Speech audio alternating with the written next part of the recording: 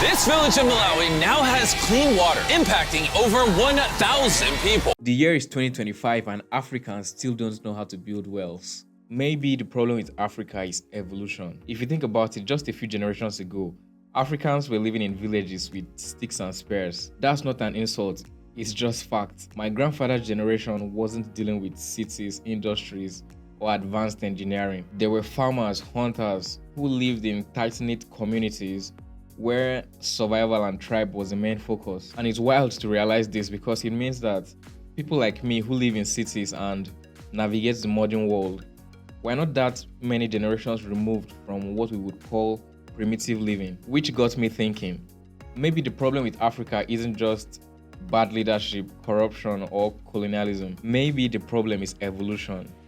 And the irony is that most Africans don't even believe in evolution. But think about it for a second. Countries like the US and the UK, their ancestors industrialized centuries ago. Their populations have had generation after generation of systems, education, infrastructure, bureaucracy, and nation building. Meanwhile, in most of Africa, the shift from tribal communities to modern states, when did that happen? Like 70 years ago. So what happens when a bunch of tribal-based communities suddenly inherit a nation state built by foreigners? What happens is you don't evolve to fit the system evolves to fit you. And that's what we are seeing today. Let's be real, a lot of Africans are still tribal, still deeply individualistic, and I don't say this as an outsider. I'm African, I live in it. We love community when it's convenient, but when it comes to nationhood, when it comes to building systems that benefit people we'll never meet, we tend to check out. Take Nigeria, for example. The country is rich, not just in oil. We've got agriculture, we've got mineral resources, a booming population, and a strategic global position. But none of this matters if people don't care, and that's the real problem. Most people don't care. And it's not in a malicious way, it's more like it's none of my business. When I did my IT placement in a construction site, the difference was clear. The older staff were just clocking in and clocking out. No passion, no attention to details. The drainage systems were crooked, the foundations were uneven. But when we, the students, came in, we were excited, of course, and we paid attention to little things, we asked questions, and suddenly the work improved. Not because we had better tools, not because of funding. It was because we gave a fuck. And that's when it hits me. The biggest missing piece in Africa isn't education, it's not funding, it's not opportunities, it's care. It's that basic sense of responsibility for something bigger than yourself, and you can't just teach that overnight. It has to evolve. People always bring up colonialism when these questions come up.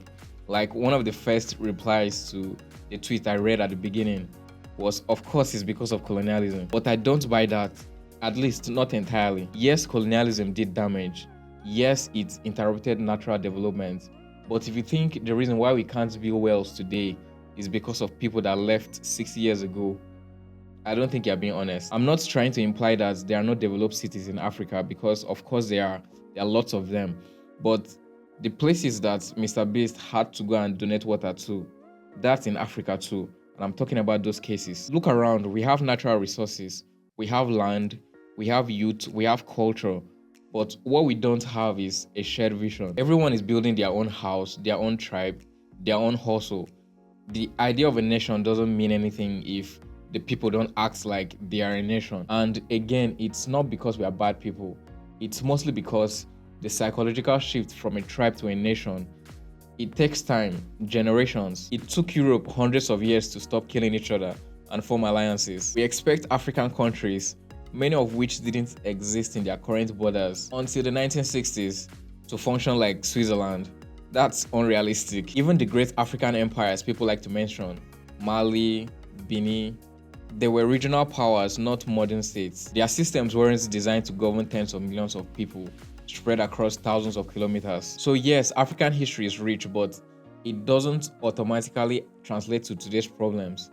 And that's why the evolution argument matters. We are expecting people to behave like we have been nation building for centuries, when in reality, most of us are still trying to understand what it means to be a citizen. Most of us are still navigating tribal loyalty, language division, and religious tensions. It's layered, it's messy. You can't solve that by blaming the government alone, because the government comes from us. We act like corruption is a top-down problem, but it's really bottom-up. There's something in Nigeria we call pricing, and that's when you go to a shop and you want to buy something. So by default, you assume that whoever is selling that is trying to cheat you. So whatever price is going to call, you know that you're going to argue about it a little. So if the average trader is trying to take advantage of everyone actively and the whole community is aware of it, how could you expect that same person to run an efficient government? I think it's just absurd to think that. So yes, I understand that the government is mostly corrupt, but the corruption is enough to go around. There are pieces of corruption in almost every sector of the country. But here's the thing, evolution isn't just about biology, it's about behavior. And Africa right now, we are in that messy middle ground. We are not primitive, but we are also not fully modern. And that duality is confusing because we keep trying to copy the West without evolving the mindset that sustain those systems. We build roads without maintenance plans. We hold elections without accountability. And we build companies that don't solve any real problems. It's all surface, all performance, no foundation. But that doesn't mean there is no hope. If anything, it means the opposite. Evolution doesn't happen overnight. It's slow, it's painful, but it's possible. And the real power lies in the fact that we can speed it up. You might ask how? It's simple. By caring, by giving a fuck about what we build, about what we do, about how our actions will affect people we'll never meet. That's how nations are built.